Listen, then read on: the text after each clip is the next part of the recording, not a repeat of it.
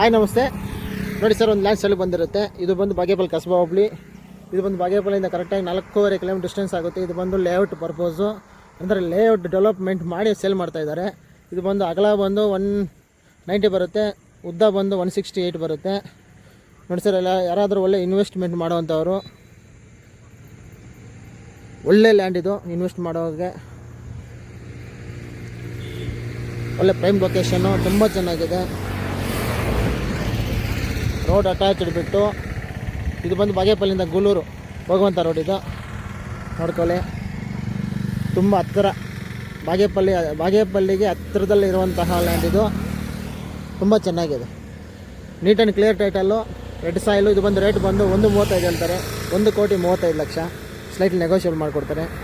Direct owner sitting ಮಾಡಿಸ್ಕೊಡ್ತೀನಿ. ಯಾರಿಗಾದ್ರೂ interest ಇದ್ದರೆ ಒಂದು ಲುಕ್ ಹಾಕೊಳ್ಳಿ. Thank you.